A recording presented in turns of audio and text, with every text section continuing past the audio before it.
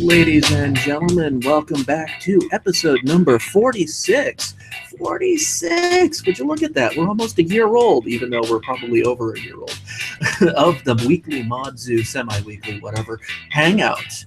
This week, we're not doing a real mod-centric topic, but we are going to be discussing something fun. It's our generalized top 3. So it's each one of us who's here has picked a top 3 of whatever topic we felt like, and it's not going to be necessarily related. We're going to drift and we're going to roam, but we're going to have a lot of fun here. So with me today, we've got Bill Owen. Hey, everybody. Good to be back. We have Chris, our modding Modsquito. I made it. And returning, we've got Jacob. Hey, everybody. It's nice to be back. Thank you. Yeah, it's nice to have you back. So, Bill, you want to give us a little insight to what brought this on?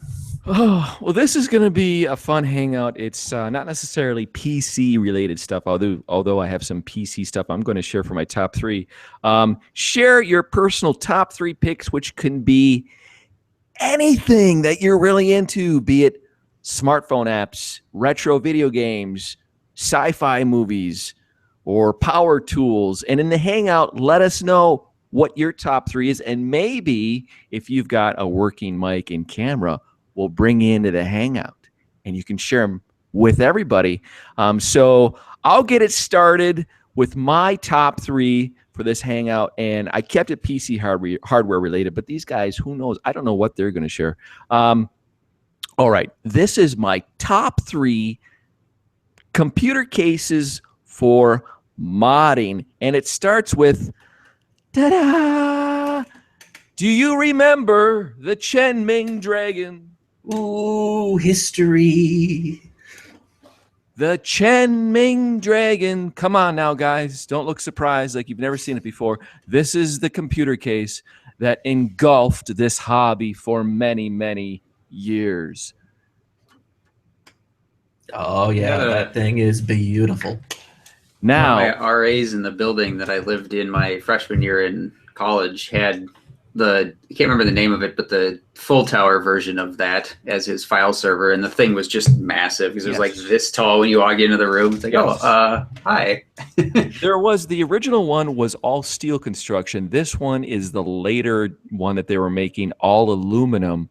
And believe it or not, I bought this, I think it was just over a year ago. I bought it from a company in Canada, shipped to me for $59. And you know what, people? They've got 2 left. They've got, but they're odd colors. It's the yellowish one and the brownish, purplish one.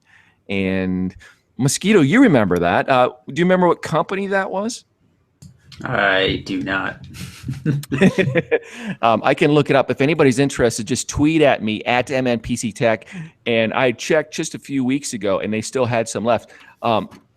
But anyways, this case, if you look in Google Images, the original Alienwares were built with the Chen Ming Dragon.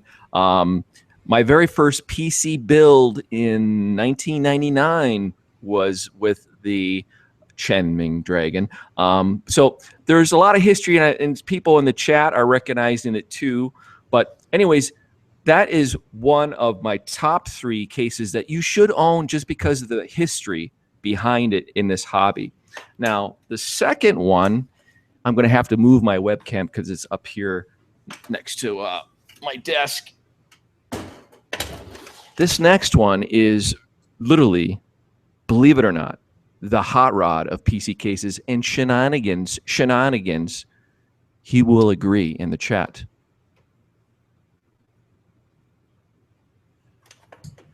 Yes, I remember when you bought that one to mod like 4 years ago. Oh, longer than that, Moss. And the thing is, okay, this case, amazing construction. It is, however, BTX configuration, so it needs to be modified to ATX. If you look online, Dell XPS 710 and 720 series, there's a lot of work logs out there of people that have done the conversion, including on TheModZoo. Sean had done his project with one of these cases as well. And he will agree that this is the hot rod of computer cases of all time. And how so, Bill? It's a Dell. How the hell could that be a hot rod? Well, I'm going to show you just a proof right here. This is the side panel, okay? This is 1/8-inch thick solid aluminum. It's got a really cool release latch on the back. It's a bit hard to show everything with the webcam, but the construction of this, there's actually a video that Dell had done showing the construction and design of this case and how much of an investment they made in it. It was huge at the time. They really wanted to make a desktop gaming PC that was unlike any other. And the head engineer had quoted that a lot of the inspiration was behind muscle car design. And it's very evocative of that. And when I have it here in my shop, it's like the car customizer that has the 32 Ford chassis out on his property that just sits there. Even though I haven't worked on it, it's just nice and comfy and warm to know that it's there. So when I'm ready for it someday, I've got it, and I don't have to go on to eBay auctions and seek one out. And I believe that was from 2006 is when they made that. Okay, now I'm going to do a. Here's the weird thing that a lot of people into PC modding are also into car modding. Is what I'm seeing online. That a lot of people that are really good PC modders also really dig old school cars. It's very true. You nailed it, Jacob. There is that fine association between custom PC building and being into cars and motorcycles. Yeah, and Moss and Drew would agree with that too. You know, early on when people were modding PCs, they were doing like custom flames, you know, like 50s style flames and stuff. And that's how MMPC Tech got our start. Is we were doing machined aluminum billet fan grills. That was the very first product that we were making, and that was evocative of custom street rods. So yeah, cars definitely big influence. Now, this last one of my top 3 is going to probably surprise some of you. Although I don't think it's going to surprise Drew, though. Let's see if I can get this screen share going. This one, let's see. Bum. Oh, where'd my video go? Here we go. What is Jacob? What the hell is that on the screen? Oh, you're muted, Jacob. He's speechless. I'd say this is a G5. Yes, it is. This is one of the greatest cases ever made. It really is. My sister Jacob, and my brother-in-law. Wonder why you're back on the Hangout. You get it, man. My brother-in-law has been a huge Apple fanboy for ages, and I finally converted him. He bought his first PC, I think, a year ago, but he had been an Apple fanboy for the last 20 years of his life. And he always bought the newest of the Apple desktop PCs, and I absolutely have to admit that those are magnificent pieces of design. They're just great to look at. They're great to touch. They just perform bad, but if you just want to look at it, they're awesome. It is so true. I've owned 2 of them. The second one, this is funny. The second one, Jay Warner, the marketing guy for Case Labs, who makes cases in California, he bought the last one that I had that was immaculate condition. It was a matter, again, of not having the time, something I really wanted to do the ATX conversion to it. So he's got it now. But if you haven't had a chance to actually see one of these cases in person, do it. If you have an opportunity to pick up one used or on Craigslist or eBay, I'm telling you, they are a work of art. The engineering is immaculate inside and out. The quality of materials used, the fit and finish is the very best. And it's an Apple. at some point I will get another one and I will do a conversion mod with it. But yeah, it's cool that Jacob right away, he's like, oh yeah, I get it. You're totally in, man. And Droog and Moss, they understand it. It's an excellent canvas for doing a custom project with, you know. Oh yes, and there are a couple of really awesome case mods out there of people who took exactly this case, the G5, and did complete conversions to regular ATX PC mods on it, because it's just such an outstanding design of a case with so poor quality of performance. Yes, it is. It's awesome. Now, before I close out my top 3, we got to mention a shout out to our ModZoo member, Sean, and he's got a work log with a Dell XPS case that he picked up. If you go to TheModZoo.com, you can see the conversion that he gave his, and he had done this build. He just finished it not too long ago, but he totally gets it too. I mean. And I think what the bottom line here is I'm trying to say is that a really good mod starts with a case that's excellent construction. There's really good rigidity through all of the materials used. You can cut it up, chop it up, and it still stands up like it hasn't been modified. And so it's just hard to find cases that are built so well these days, other than a Case Labs case, from California. So, and his project is Project 47, T47, and he's also got, here it is right here. He did a distressed and weathered theme with his, and hardlined it with copper tubing. So you can check that out in the ModZoo. So that's my top 3. Just said that he used those water plugs. Well, he didn't. Jacob, he didn't know you then. Oh yes, well, we're talking about his next mod, so yeah. Well, and you haven't shipped his coffee mug yet, so you could still maybe. Yes, that's totally on me. It's absolutely my bad here. Right. Okay. All right. So, all right. Well, Jacob, why don't you go ahead next, man, with your top 3? Yeah, you kind of caught me off guard, actually. You invited me like, let's say half an hour ago. So I made up this great list of top 3s. As you can see, I did not put up all the black blankets because I, was unprepared, but I decided to go for the top 3 books. So there you have it. My first book would be here. Ted Williams' Otherland. Do you know what, Droog? I've heard of it. I have definitely heard of it. Ted Williams is just an awesome guy. Like the whole shelf over there, those are all Ted Williams Jacob, novels. what is the theme of that book? Yeah, Ted Williams. He does these huge epic stories. All of those of his stories are like 3 or 4 of books of these sizes, like somewhere between 800 and 1,000 pages. And Otherland is a book. The original story is about. It's set somewhere in the near future, like 2020 or something. It was written, I think, 2004. So back then, that was far in the future. Where there is the internet became fully immersive. You have full immersion into the internet, and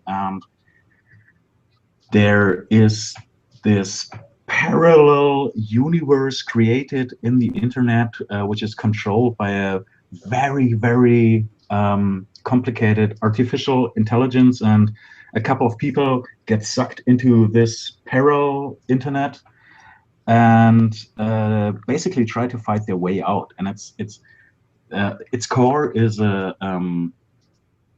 plain old hero story, but it's great. It got a female person of color as one of its main protagonists. Yeah. it has two teenagers as her side protagonists.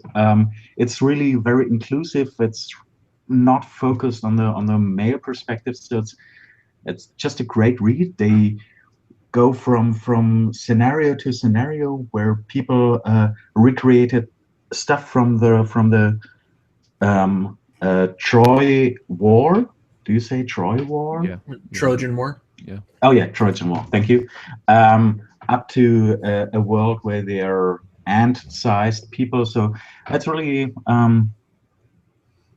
very diverse, and I like that. It's you Okay. can really spend a lot of time reading it and thinking about all the different perspectives that are presented in this book. Ah, cool. Oh, so what's your second one?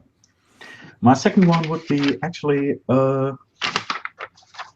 I don't have the book right now. It's my sister has it. I lent it to her. It's American Gods by Neil Gaiman. Oh, well, they're in the chat with you right now. Yes, they are, obviously. Now, what is the genre of that one? And is that fantasy or science fiction or fiction? Or... It's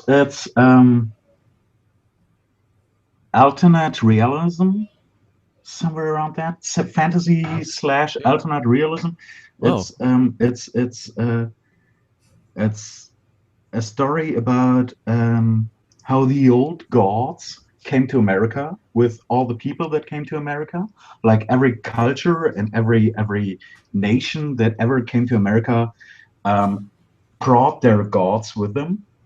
But all the old gods, like Odin and the Irish trolls and all those old gods, were not worshipped anymore, so they got forgotten. And all these old gods try to make a war. They try to start a war against the new gods, which are in America, of course, technology and money and sex. And so he takes those principles and declares them as gods, and has those old ideas and old principles fight against the new ones on the back of humans. And it's a very long time you're not really getting into you don't see through the whole pattern.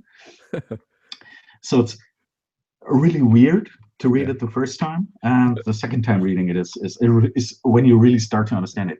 And it's gonna be a TV show, and I think it will start this summer, I think, on AMC. Oh, okay. They made it a TV show.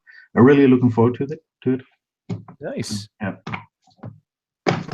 And then I got my third pick would as you see, I'm juggling books here. My third pick would actually be John Green, The Fault in Our Stars. I suppose that you know it.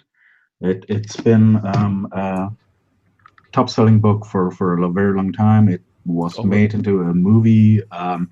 It's just a really great book. John Green is a really great author. I actually am a huge fan of his work. So that would be your number one. Like, if you were to suggest any of those books, would that be your number one choice for us to read?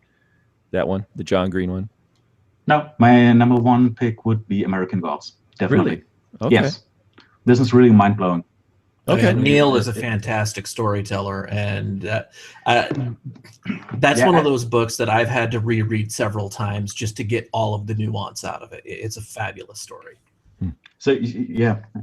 I actually also thought about putting The Sandman on my list, also from Neil Gaiman. I have really a lot of comics from Neil Gaiman.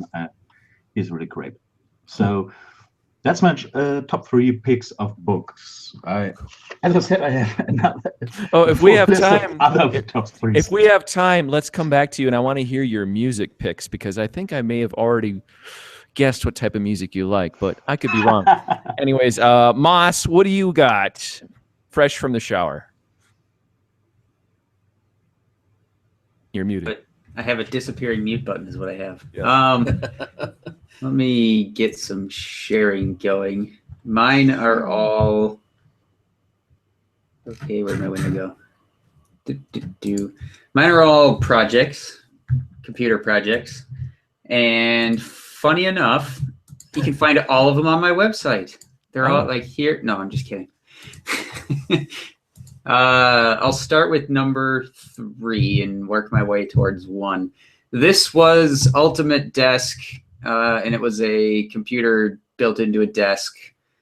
And unfortunately, they didn't keep up their hosting. So this is all you get for pictures, except for a couple that BitTech pulled when he made Mod of the Month nomination.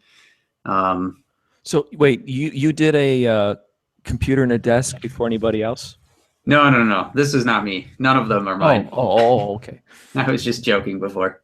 Oh. Yeah, this was his username was Ultimate Desk, and when I looked up to find this one, I was like, I knew that I posted on his log like one of the first things that I did when I joined BitTech, but apparently it was actually my very first post ever on anything modding forum related. But yeah, it was unfortunate that all his pictures disappeared. Yeah, see, we've scolded people for using that. Who did they use for their host? It looked like a kind of a mix of Flickr and ImageShack. Yeah, bad. Get your own hosting that's reliable, everybody. Because an opportunity like this, you got these guys with this Hangout they do every week, and they may share your project that's been otherwise dormant and archived, nobody knows about, but you didn't do the hosting properly. So. Yeah, basically it was a wooden desk, not a metal one, but that was kind of, I want to say the LEP desk had just been done or was still being done at the time. Like I don't think that there were any that were really fully complete by then, but there were definitely a couple of others that were still in the works. But I just really liked this one because I was also kind of getting into woodworking at the time too. Wow. Yeah, I could definitely see that. Yeah, I do remember that project too. It was pretty sweet. I don't know if it ever actually got completed in the project log, because I know the last post in the project log that he had was making progress, and then after that it just kind of never got anywhere. So I don't know. If you're out there and if you're watching or if you know of the person that did this, let us know. Yeah, let us know. It'd be sweet to share some finished repost pictures it on the modzoo.com forums. There you go. Love to see it. Yeah. Since I was following that one and I never got to see it. Yeah. So yeah, the second one, this was one of my all-time favorite, not only cases, scratch builds, but also just project logs. This project log on BitTech ended up being like 90-something pages long. It was ridiculous. But yeah, this was Wainio, is Project Stealthflow. I know we've talked about this one before, but this was also one of my favorite scratch builds just because there's so much to look at on this. It's kind of ridiculous. It's such a it's a timeless design where it's kind of modern yet Victorian. I mean, imagine this just on a beautiful wood floor in your office, or it has that look that could just look good anywhere, very timeless. And what was interesting about this build is that Wainio, a lot of this stuff he was learning as he went along on how to fabricate metal and do these bends and stuff. And so you get to watch all of this progress. It's all documented, so you could learn as well with him. Yeah. And that was part of why his logs were so ridiculous, is because he would not stop until he had everything perfect. So he would not be at all shy about doing the same thing 4 times just to get exactly what he wanted. Like I know this front window, I remember him talking, because that's one continuous piece of acrylic that he bent. And I remember he redid that one a couple of times because he was so annoyed with how it turned out that he just scrapped it and started over. Yeah, and he went on to do a lot of other scratch builds too of this caliber. My favorite thing about this build was the Enermax fans that he used. They had the aluminum rings on the outside of the frame, and then he replaced them with copper instead. Yep. And there was also somebody else too that commented on that. They're like, "Oh, those are really cool. I'd love to have something like that." And then Wayneo just made him a bunch and then mailed them to him. Yeah, that was Wayneo, and unfortunately, what year now did he pass away? Was it 2014 or? Was it that long ago? I thought it was last year. Was it last year already? For some reason, I thought it was either the end of 14 or 15 or the beginning of 16. But well, luckily, his brother was aware of these work logs, and his brother took over the hosting to make sure that these photos are never lost. But you guys went in and you grabbed some of the work logs too and saved them on the server just in case. Yep, at least the pictures from him. Yeah. I mean, that's the least we can do is to try to preserve this quality of work. Yeah, absolutely. In case you can't tell, he also would take and share a ton of pictures, which is always nice in a work log too.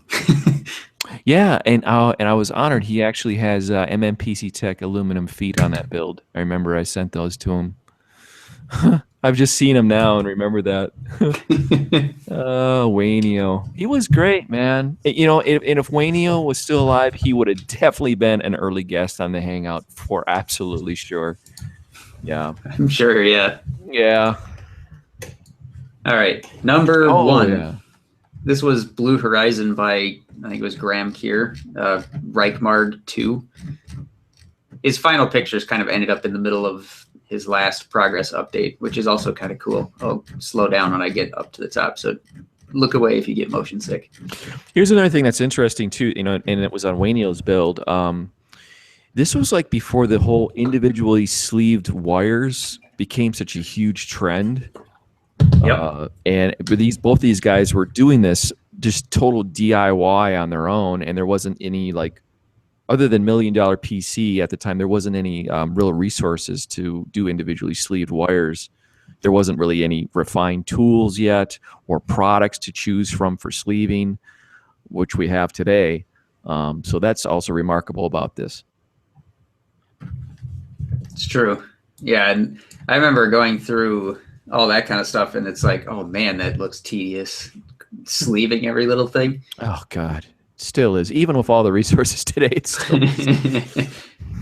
But yeah, this was probably one of my all-time favorite cases. Obviously, I'm a little partial to scratch builds, apparently, but this was another one. He scratch built everything in this. Some of it was even actual cast aluminum pieces too. Yeah, this is the beginning of the process. He's milling out the form to cast the top panels.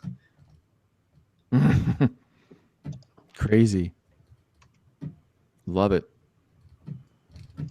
But yeah, I'll jump down. But Moss, go up. Could you go up, please, and show like the backside of his motherboard there? I'll go back and I just wanted to see that layout. Yeah, I love that. Oh, that is awesome. Yeah. Yeah, I love that. I don't have the patience to be that detailed with the wiring. Oh man, the back side of his motherboard looks better than the front side of mine. Yeah, and the funny thing is too is he didn't even put a window on it either, so you can't even see it because it's covered up by this. He made a custom, like, it's kind of a heat sink, kind of a radiator, sort of a water path type thing with a crossflow fan on it. Did he? I know that this was up for Mod of the Year at the time. Did he ever go on to make any other projects since that one? I thought so. I'll have to look once I get through this one. Here's some of the final pictures. Even carried the hex mesh thing. There was a bunch of us that kind of egged him on, like, well, because he shared a ton of different designs for this power supply cover. And there was a bunch of us that were egging him on to try chainmail for sleeving the cables. So he actually went back and did that eventually. Oh. See the influence that sharing your work logs can have. They can add more work for you. Wait. Yes. Well, it's something that Bill and I have talked about with the old Pimp Rig days. Modding then was a lot more interactive with your audience. It was. Yeah, I mean, The forums, they're not as nearly as active as they used to be, unfortunately, because social media has changed the landscape so much. So, there was that time when, on BitTech was like the #1 stage where you tried to log in at least once a day to either have a dialogue with the builder or the other people that were watching. And there's a chainmail or light grade of it. Yeah. Yeah, that's cool. Yeah. I like the color theme and the mesh for sure. Yeah, the mesh around the PSU is great. Yeah. How all the cables come out there in one thick tube. That's looking really Now, awesome. look at this thing. This was all handmade. The exterior, the interior, and it looks like when at first glance, like, oh, he modified. What case is that? Yeah. It's pretty crazy that, I mean, it does definitely look like a full-on retail case. Like, oh, which one is that? I want to grab one of those. Yeah, like a Cooler Master or something. Yeah. Oh yeah, absolutely, man. So yeah, those 3 solid picks, dude. That's it. There you go. There's that heatsink with a little shroud thing. Oh, I can see exactly why he did the cross below. Yep. So many pictures. Yes, but there's nothing wrong with having this level of detail in the final. I love to have that kind of documentation for a build log. That's fabulous. Does it make them USB 3 if you just light them blue? Pretty sure this was well before USB 3 was a thing. I don't know. What year was that? 2012? That might have been just as USB 2 was getting its legs. Yeah, maybe. Yeah, really? Looks like he had one other one that at least that he shared on BitTech. And now that I clicked the link, I remember this one too. This was a fiberglass one. Oh God. Yeah. That's some dedication. If you're going to work in fiberglass, that is some dedication to what you're doing. Ugh, fiberglass reminds you of carbon fiber. Exactly. Ugh. The slivers that you can get from carbon fiber, fiberglass are brutal. Oh, I had to go to the doctor once because I was the rear deck of my Volkswagen Rabbit was made from fiberglass, and I put in bigger speakers. And like an idiot, I didn't wear gloves. And all of a sudden, while I'm working, my hands are just like tingling. Like, what the hell? I had to go to the doctor and have all these little fibers pulled out of my hands. Idiot. I wasn't working with raw fiberglass, but that's part of why I jumped in and out of the shower before the Hangout, is because I've been insulating with insulation or fiberglass insulation. So, and just when you think that the pain in your hands is your real problem, you start to look at the stuff you were walking on, and you got blood on all your precious parts, and you realize, okay, one thing is hurting hands, but I got blood on everything. That really sucks. That's an authentic zombie theme you've got going, Jacob. Yeah. Whoa. Go back Yikes. here. Whoa. Speaking of scary things. Yikes. Oh, wow. Piece together all the components. I don't think that's the actual inside of the case, though. Yeah. It was also 2009. Yeah, it was 2009. Yeah. Okay. Other times. Yeah, maybe it was the inside of the case. All right, fine. Yeah, okay, so that's a fill bleed and oh, look at that. Oh, Zalman boy. water block and pipe clamps. Oh, the old the tube clamps. Yeah. Yep. Oh, we've got another guest with us, gang. It's Joe Mercado, and he's muted at the moment, and he's enjoying a beer right now. Or it looks like he's got some kitties enjoying some beers. Meow. Joe, you need to unmute yourself, sir. What's up, guys? Hey, turn your camera on. I'm getting camera not working. May have to Let's see. check your settings, and we'll get back to you. Joe, now, talk about this will be a real impressive thing if you can share your top 3 of something, because I literally just pulled Joe out of the chat room.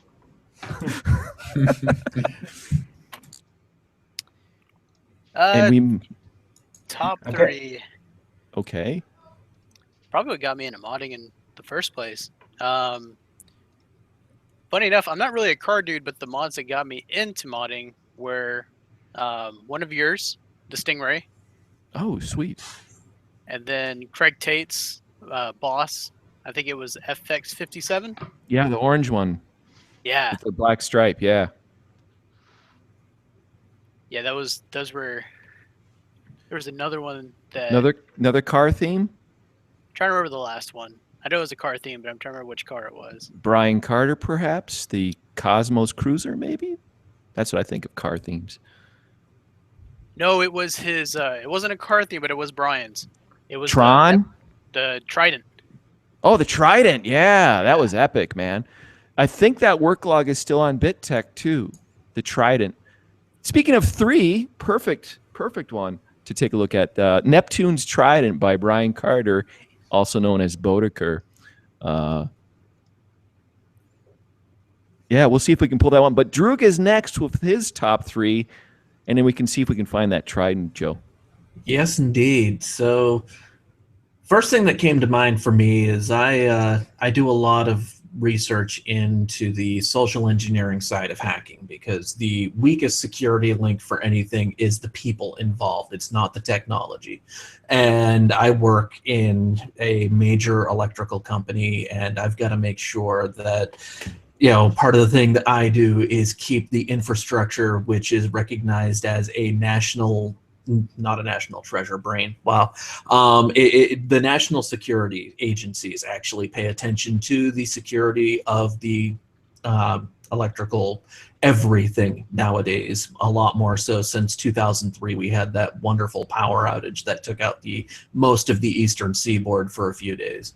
And so I dig into hacking related stuff quite a bit. And so the 3 pieces that I've pulled, the first one I'm going to share here.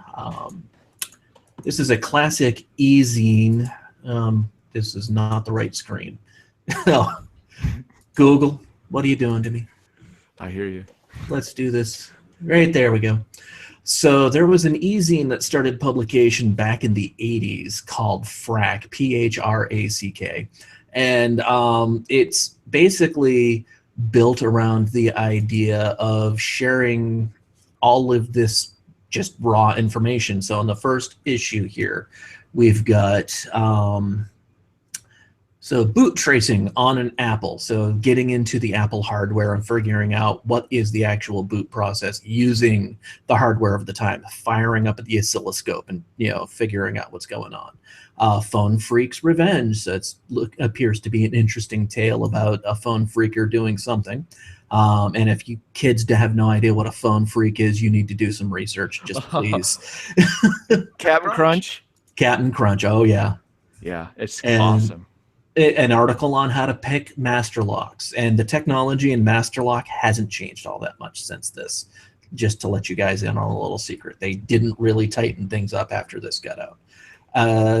Get a little sketchy here with how to make an acetylene firework, we'll say that. And then messing around with college or high school computer dial-ups, things like that. And this is just classic stuff where people like Kevin Mitnick got his start. They would release all of these interesting files from the different information that they picked out. And one of the things that really stuck with me since I heard it a few years back is a piece called The Conscience of a Hacker. And if you guys don't mind, I'd like to actually read this, because it's one of the main reasons why I found and stuck with modding. And even though it's not directly related, it's a parallel story. So another one got caught today. It's all over the papers. Teenager arrested in computer crime scandal. Hacker arrested after bank tampering. Damn kids, they're all alike. But did you in your three-piece psychology and 1950s techno brain ever take a look behind the eyes of a hacker? Did you ever wonder what made him tick, what forces shaped him, what might have molded him? I'm a hacker. Enter my world. Mine is a world that begins with school. I'm smarter than most of the other kids. This crap they teach us bores me. Damn underachiever, they're all alike. I'm in junior high or high school. I've listened to teachers explain for the 50th time how to reduce a fraction. I understand it. No, Mrs. Smith, I didn't show my work. I did it in my head. Damn kid, probably copied it. They're all alike. I made a discovery today. I found a computer. Wait a second, this is cool. It does what I want it to do. If it makes a mistake, it's because I screwed it up, not because it doesn't like me, or feels threatened by me, or thinks I'm a smartass, or doesn't like teaching and shouldn't be here. Damn kid, all he does is play games. They're all alike. And then it happened. A door opened to a world, rushing through the phone line like heroin through an addict's veins. An electronic pulse is sent out. A refuge from the day-to-day incompetencies is sought, and a board is found. This is it. This is where I belong. I know everyone here, even if I've never met them. I've never talked to them, may never hear from them again. But I do know you all. Damn kid, tying up the phone line again. They're all alike. And you bet your ass we're all alike. We've been spoon-fed baby food at school when we've hungered for steak. The bits of meat that you did let slip through were pre-chewed and tasteless. We've been dominated by sadists or ignored by the apathetic. The few that had something to teach found us willing pupils, but those few are like drops of water in the desert. But this is our world now, the world of the electron and the switch, the beauty of the baud.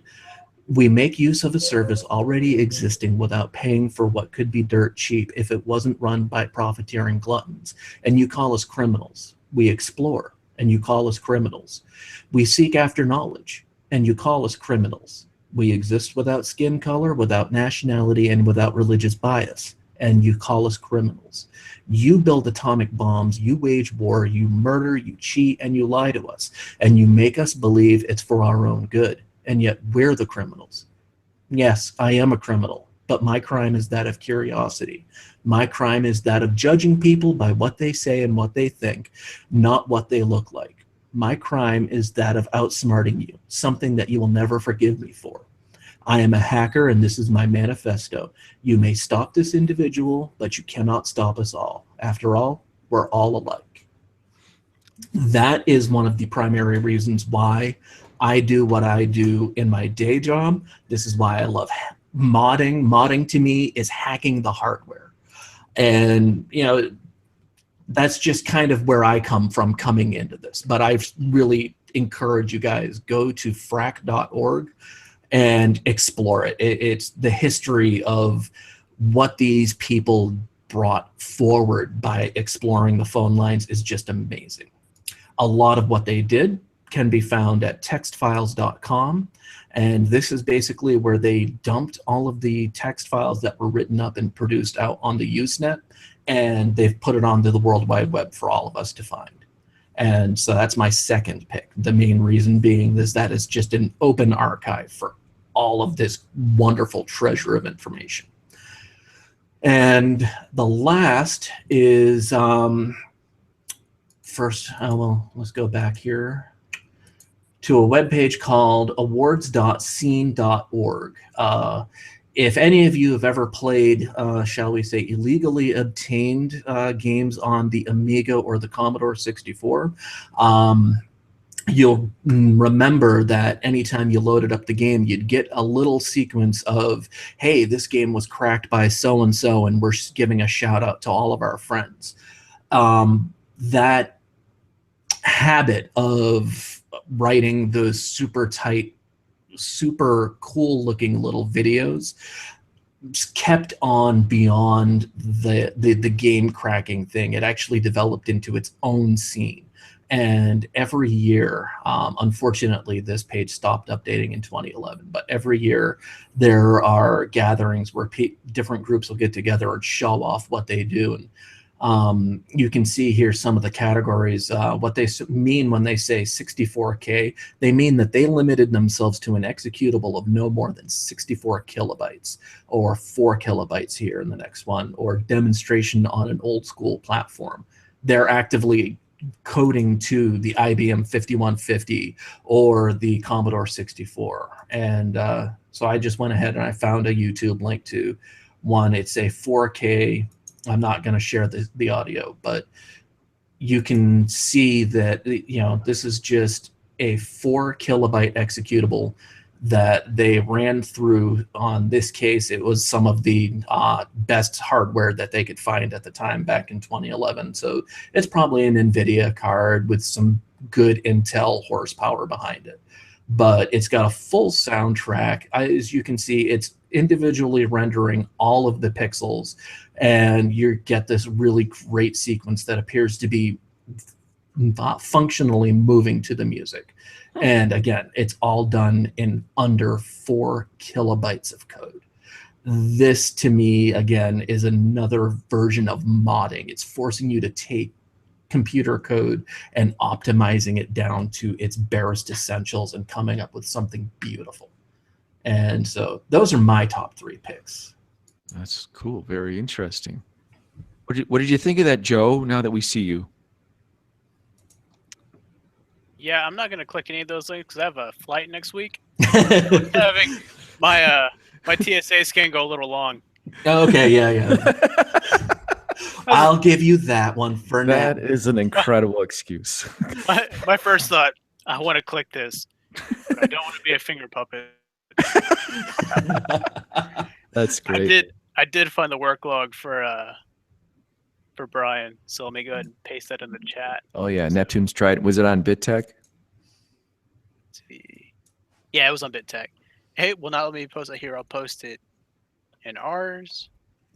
It says I can't do a web address on the chat. No, I'll get that pulled up and screen share it here. Yep, quick. There it is. And I believe that won Mod of the Year that year. I think it was 2009 that I got it. Yeah. Yeah, I think, that case was just a killer case. Wasn't that the Leon Lee, V2000 or something? 2000-1, something like that. Yeah. But, I mean, that was Case Lab's equivalent back in the day. Yeah, it was. Leon Lee, when Leon Lee actually was more prominent to be seen being modded in projects and stuff. Now, Leon Lee's weird. They just...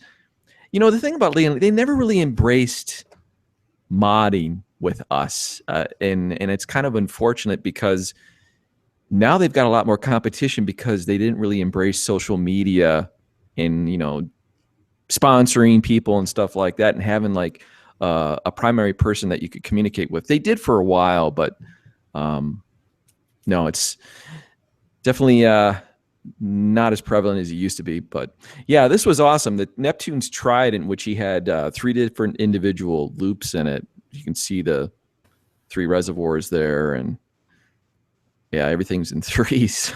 Yeah. Perfect for our topic today. We've got another guest joining us. I think it's for the first time. This is Sean, who we mentioned his Dell XPS in the ModZoo forums. He also goes by Shenanigans. Shenanigans. Do you have a camera, Sean? Make sure. Can you hear me? No, we see this weird. We can hear you, but we don't. We hear you. Yes, it seems to be the initiation of finding your settings when you join us.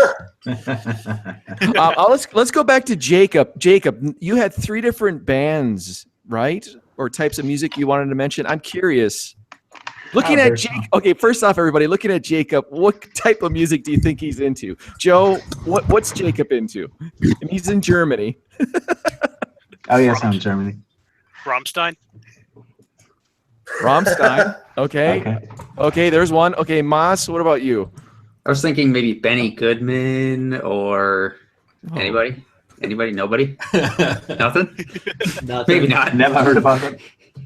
Okay. He's an old school jazz musician. Sean, what do you think Jacob's into listening to? Oh geez, I was gonna say Rammstein, but That's two Rammsteins. German band I know. Okay. Girl Talk. Oh no, that's another. What was the other one? Girl Talk. Girl Talk? Yeah, it's like a techno band. Oh, I suppose. Okay. Droog, what are you thinking? Well, let's stick with the few German bands that I know by name. We've either got the Scorpions or Icebreaker. Oh, okay. Weird enough, that I gotta say that all my favorite bands are American. I'd say it's Well, there we go. So I guess you all know Machine Head, Metallica, and Korn. Those are my top three picks, definitely. Sure. Yeah, I do know Rammstein, of course. I saw them twice, but I think they're a little bit dull. Okay, so what do you think of Metallica's new album? Metallica, are they back? I actually like it very much. I got it for Christmas for my sister. I'm really digging it. They're coming live on tour in next February. I think they'll be in Europe, so I'm really looking forward to it. They're one of the bands I saw. All these three bands I saw very often, like between 7 and 12 times. So I'm really looking forward to seeing Metallica again. They're just such an amazing live band. Now, okay, who's opening for Metallica? Do you know on this tour? I have no idea. Okay, now my friend, and Droog is a huge fan. Iron Maiden is coming here. Yeah, they're coming back on tour. And here's the thing. When Brad heard about they're coming back, I'm like, well, who's opening for them? And he said Ghost. It's Ghost, right? Mm-hmm. It's a band called Ghost. Okay, so I pull up on my phone, I enter in Ghost, and I look in Google Images, and I'm like, whoa, these guys are really hardcore. It's like he's dressed like the Pope and shit, right? We're talking upside down crosses and stuff. Like, okay, let's find a video and see what they sound like. And he was like, are you kidding me? It's like pop music. Yeah. It's like, what the hell?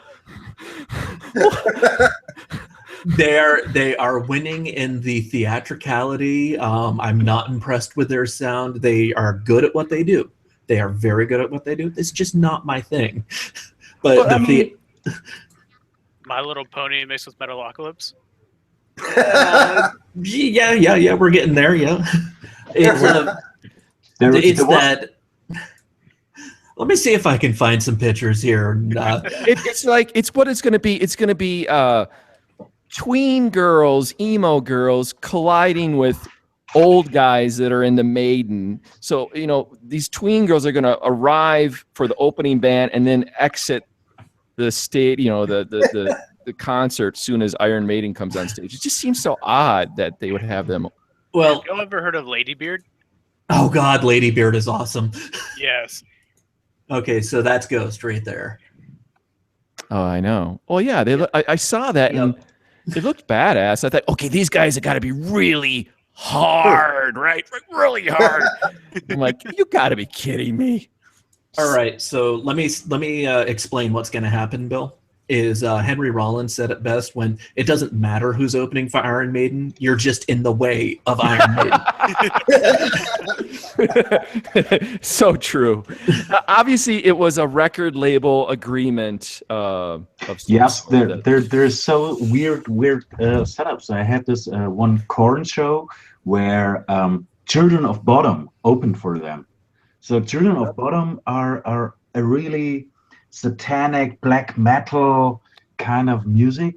They're really into this whole black leather style. Mm-hmm. And you had all these new metal kids out there who were just so not into that kind of music. So it was really just like two different scenes clashing into each other. It just didn't make any sense. No. It doesn't. So those are your three big bands. But Jacob, when you want to like kind of chill out, what do you listen to? Just kind of kick back, mellow.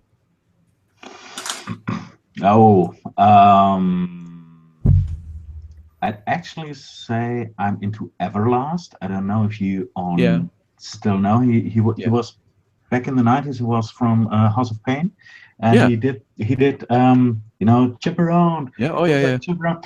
So And then later on his solo paths, he did like 2 or 3 really cool albums that were more like blues rock. Right. Yeah.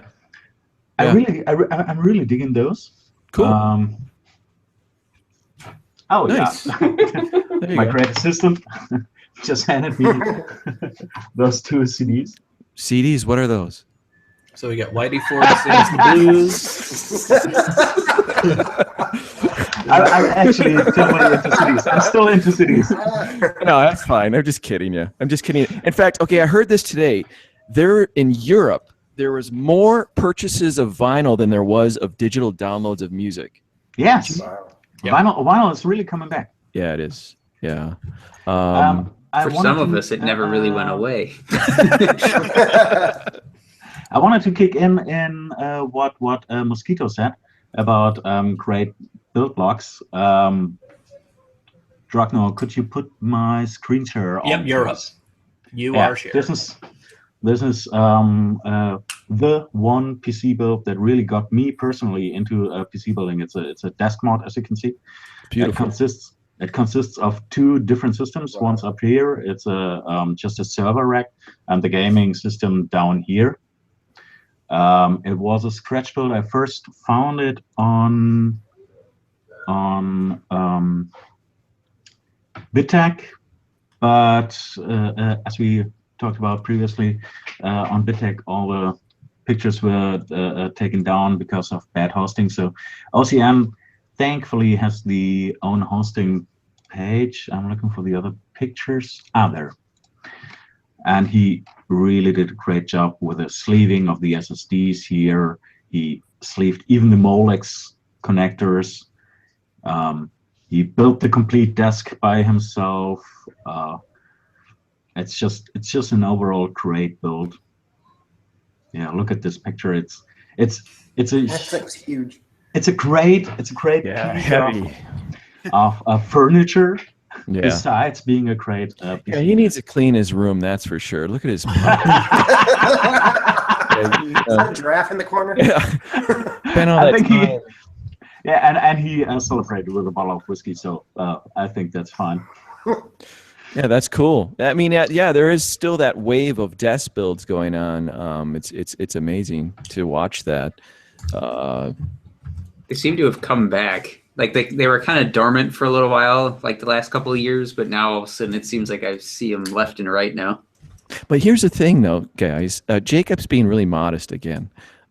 He actually did a desk build as well. Look at him. Don't make me.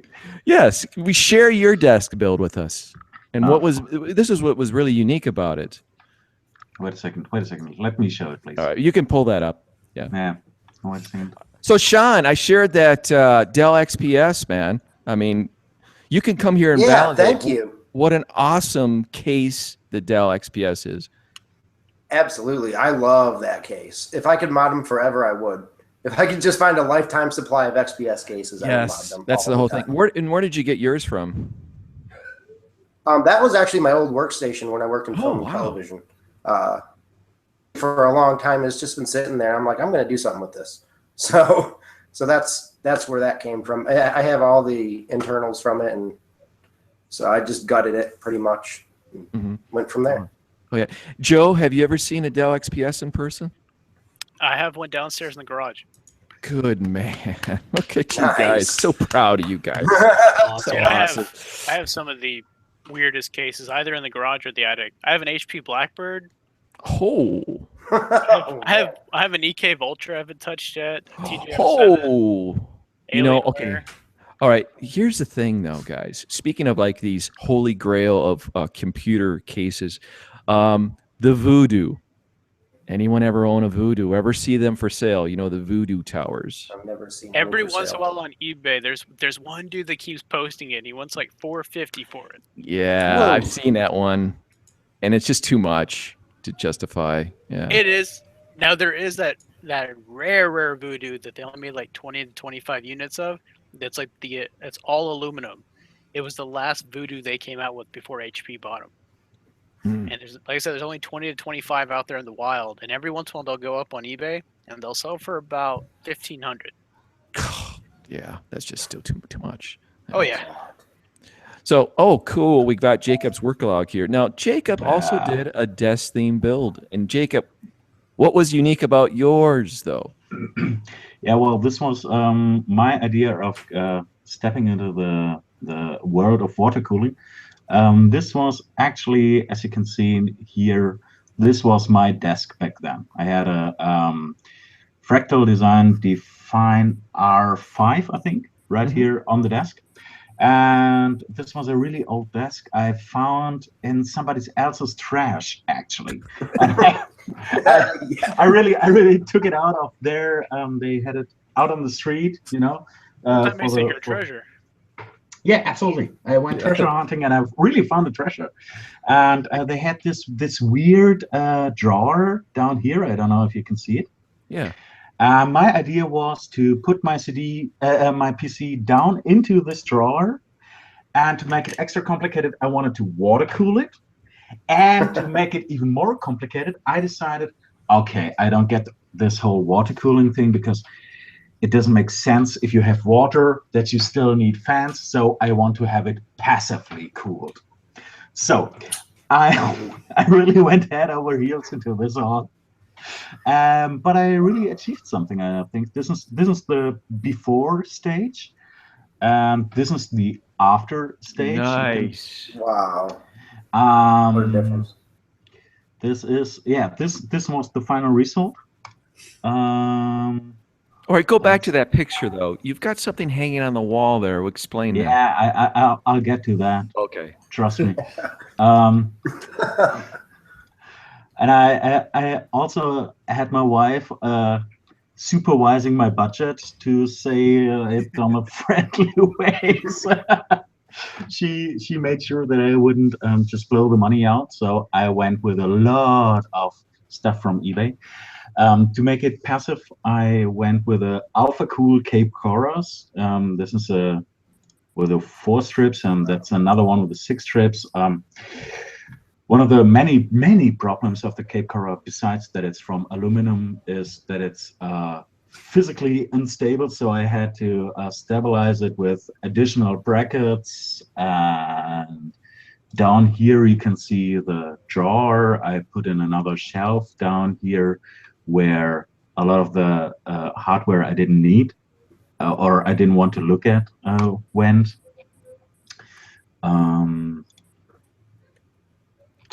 I think somewhere here. Yeah, this was how I did the graphics card.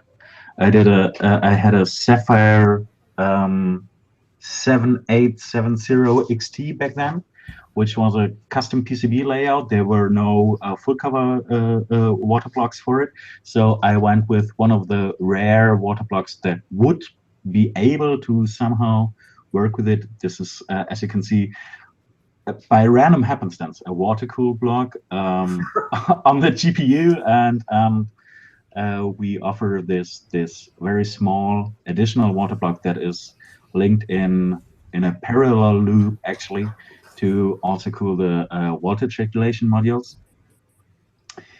And But that water block is how a lot of people discover Watercool brand. Is they get some odd video card and they can't find a water block for it, so then they discover your product. You know. Yeah, because it's really one of the rare products that takes care of the VRMs. Yeah. That's really rare. So yeah, here's again the shot of the final build. The PC as such is down here in that compartment, and then I had the loop running out here, back there, over there, and then I had really old school copper spirals hanging up here. They had an inner diameter of 4 millimeters, so really restrictive. So I put them in parallel. From there it went to this reservoir, and down here behind the desk were the 2 Alpha Cool radiators, and then back into the compartment itself, which looked like this in the end.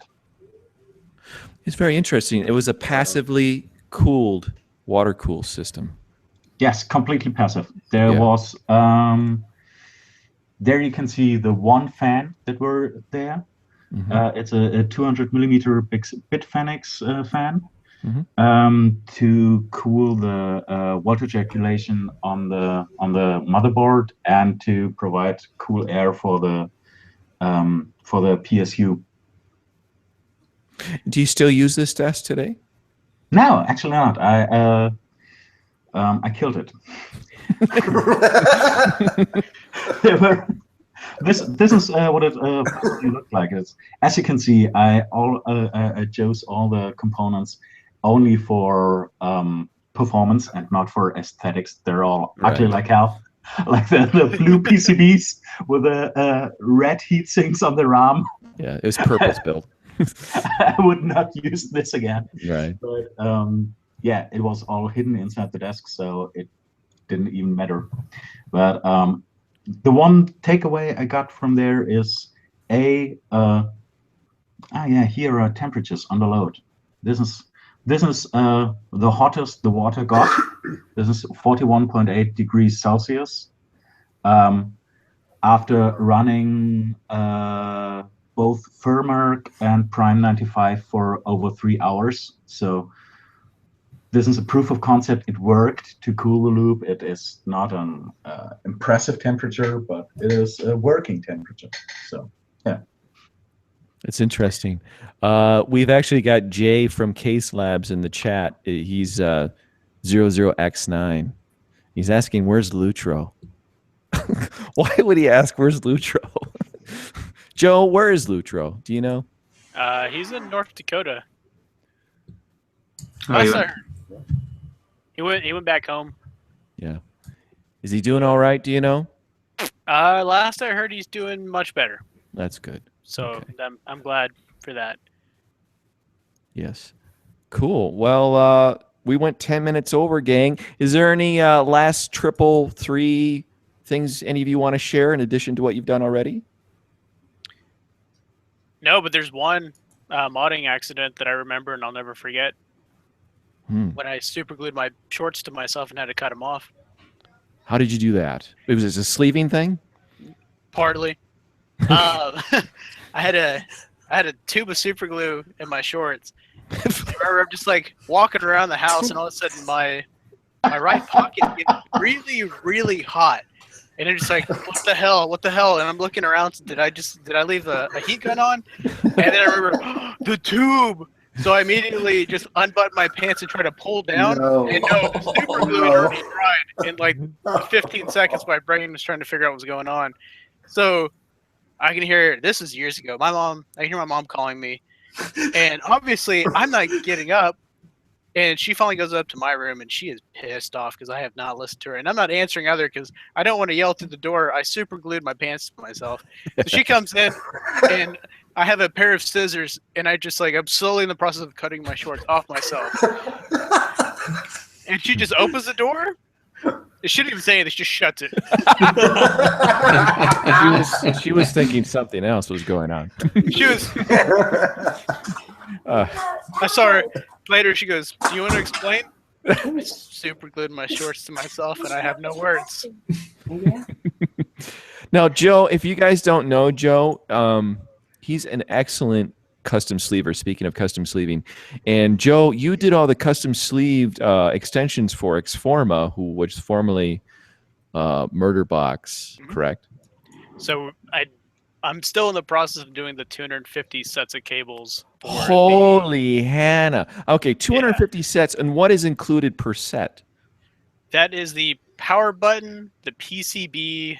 The PCBs aren't sleeved, but I still have to make them by hand. So the front panel, the power to the pumps and the power to the PCBs, those are sleeved, and then the rest are smaller cables that actually interlink the PCBs on the MK2 chassis, the MK2.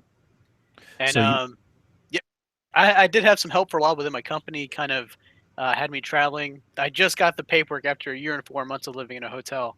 They finally said, "Hey, we're going to relocate you, so I could be more productive." Oh, okay, cool. So you've been working on those for a while. Like, at what set are you at right now? Or maybe you don't want anybody to know. You don't want Charles to know. Oh no, Charles knows. Oh, okay. I think at this point we've already finished all the. That's how many sets I've made. It's like I don't even know. Charles just sends me a thing. Hey, I need this many sets. Yeah. Okay. Yeah. Are all of you guys familiar with who Xforma is? The MK2. No, not at all. No. Yep. Oh, Oh, can you boy. do a screen share, Joe, or do you want us to screen share? Let me go ahead and pull it up. Well, Xforma is like, it's like the, I don't know, like if McLaren made computer cases or modified an existing case, Xforma here. And we're gonna end soon. So here we are. This is xforma.com. And this is the MBX Mark II. And Joe, why don't you just give us an overview of what this is all about? So a lot of people knew the Murder Box theme from the Silverstone TJ07. Charles Harwood got enough traction with the Murder Box. I mean, I don't even know how many units he actually made, but these were like custom made. There used to be a build log on BitTech, and it's probably still there. I don't know if the pictures are there, called Daniel's Murder Box. And I don't even know how much the thing cost, probably a good $30,000 with all the hardware and special features that went into it.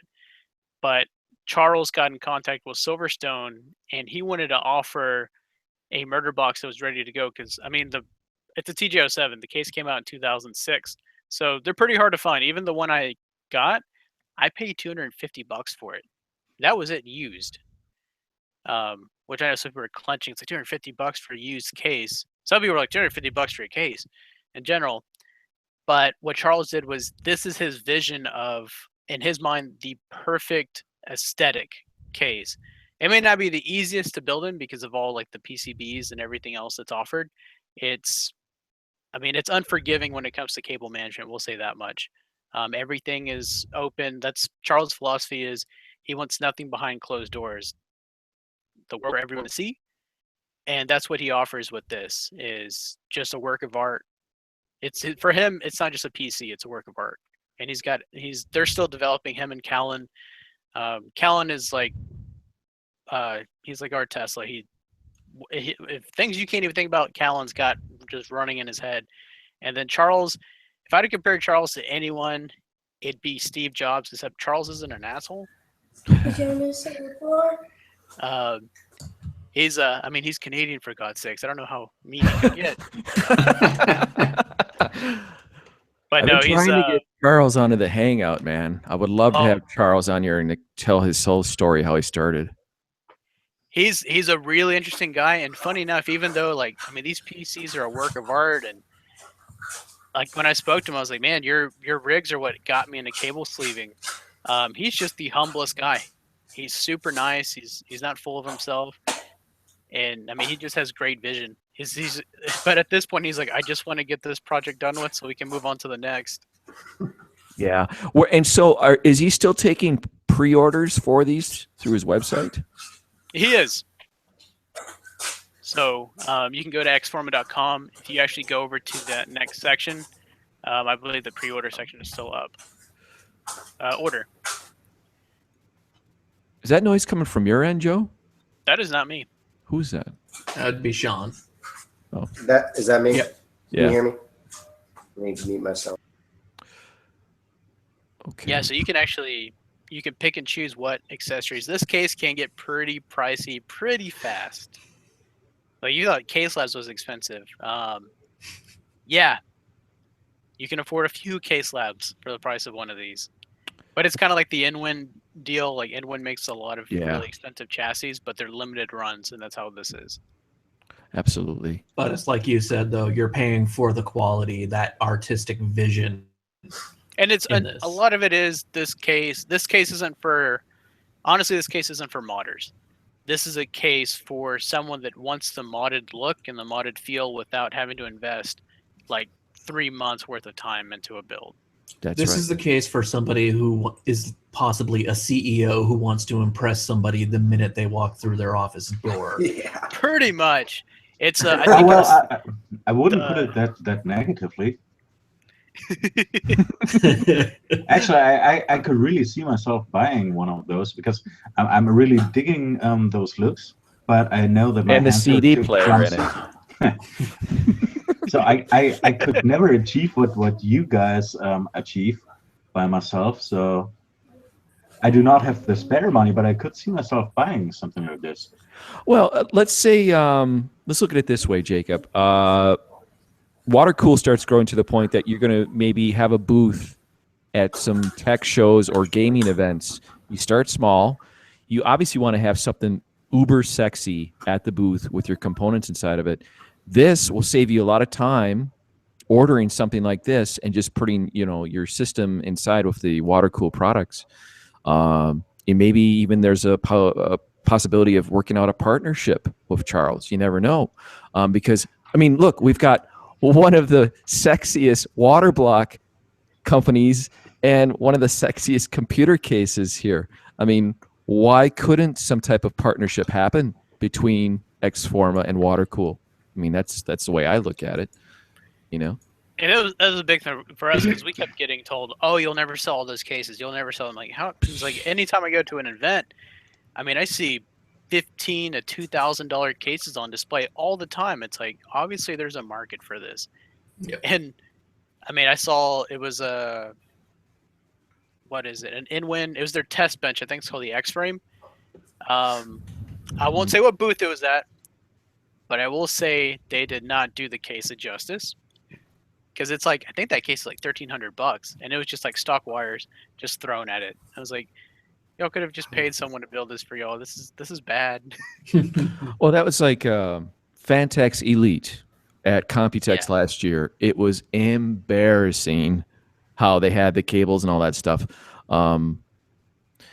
Sometimes they have a staffer do it that's in a rush. They just got to get it done right away, and it happens. But yeah, I mean, couldn't you guys see Watercool sporting one of these with their products in it? Oh, absolutely. Hey, who knows? I would love to have Charles in the Hangout in a future Hangout. So put in a good word for us, Joe. Oh, I will. I'm trying to get him. So the thing with Charles is he's extremely humble. He's also very shy as a person. I know it seems like hard to believe, and it's just I'm trying to break away at that show a little more and more. It's like Charles, come on, you got to show the face. You can't be the Guy Fawkes mask forever. And the thing is, you have something to offer that is great. So you don't even have to brag and go out and say it's great. You have just to go out and say, look, this is it. And people will realize by themselves that it's really, really awesome. So it's like that thing, you just pull off the veil and you just smile. You don't say anything, you just smile. Yeah. Right. And what I was alluding to about in regards to Leon Lee. Leon Lee is falling off the map for social media. As you guys all know, you all use social media. Oh yeah. And if you're a manufacturer that isn't embracing it and communicating with your consumers, you're going to lose.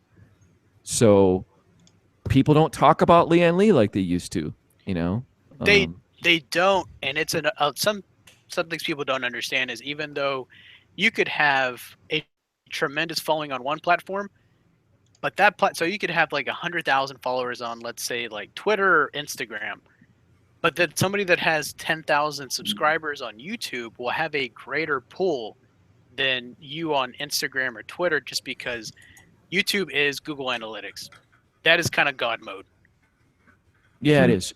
Yeah, and this is amazing, guys. We're going to wrap up soon, but I want to mention something that I've been witnessing. We've had Josh Sniffen from NFC Systems, who's been a guest in our Hangout.